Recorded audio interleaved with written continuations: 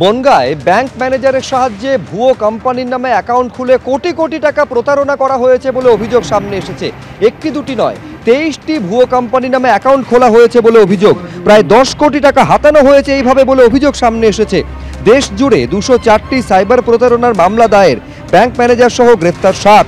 ধৃতদের থেকে উদ্ধার একাধিক জমির নথি, ব্যাংকের পাসবই, 90টি সরকারি বেসরকারি সংস্থার স্ট্যাম্প। একটা খুবই বড় crime racket, cyber crime racket আমরা বলতে পারি। এখানে বাগদা পিএস আন্ডারে একটা ফাঁস হয়েছে, যেখানে আমরা যখন তদন্ত করে পাই অলমোস্ট কোটি কোটি টাকা মানে ডিফারেন্ট অ্যাকাউন্ট থেকে এসে এদের যে আমাদের অ্যাকিউজ পার্সনগুলো আছে এদের যে ডিফারেন্ট কোম্পানি ওখানে ঢুকেছে।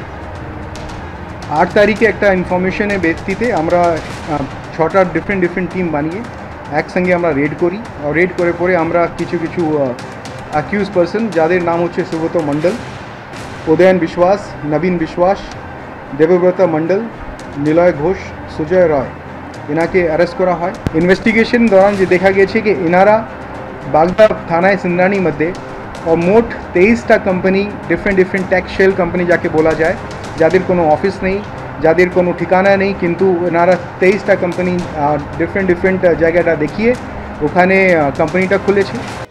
তৃণমূলের 2 নেতার সংঘাতে জলপাইগুড়িতে রাস্তা অবরোধ পর্যন্ত হলো। জলপাইগুড়িতে যে ঘটনা ঘটেছে বিস্তারিতভাবে রাখবো আপনাদের সামনে। কালী পুজোর মেলায় জুয়ার আসর বসানোর প্রতিবাদ করে পোস্ট। জুয়ার আসর বসিয়ে আদিবাসীদের দুর্বল করার অভিযোগ তৃণমূলের SC/ST সেলের সভাপতি। মেলার উদ্বোধন ছিলেন তৃণমূলের শ্রমিক সংগঠনের জেলা সভাপতি তপন দে। SC/ST সেলের সভাপতি কৃষ্ণদের ফেসবুক পোস্টের বিরোধিতায় তারপর পথ অবরোধ হয়।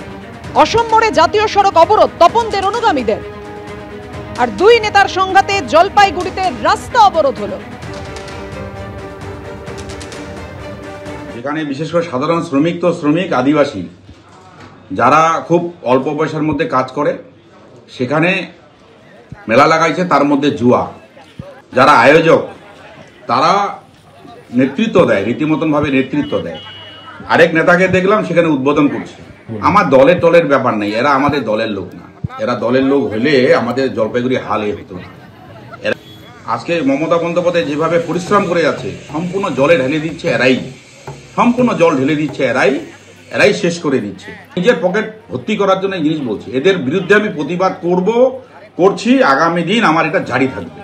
মেলা চত্বরে কোনো অবৈধ কাজ হয়নি, কারণ পুলিশ সেখানে ছিল এবং পুলিশের পারমিশনেই সেখানে মেলা বসেছে।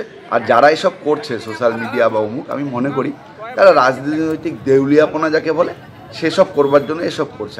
একেবারে বুথ স্তরের নেতা, অঞ্চল স্তরের নেতা, ব্লক স্তরের নেতারা এবং আমাদের যারা জনপ্রতিনিধি তারা গিয়ে মাটি কামড়ে পড়ে আছে মাদারিহাটের উপনির্বাচন জিততে হবে।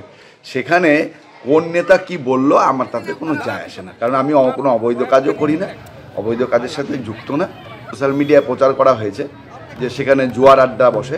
আমি মনে করি আদিবাসীদের অপমান করা হয়েছে। যে নেতাটা করেছে তিনি কল্লা ভ্যালির আদিবাসীদের এবং আদিবাসী সমাজকে তিনি অপমান করেছে। আমি তীব্র ধিক্কার জানাই, নিন্দা জানাই।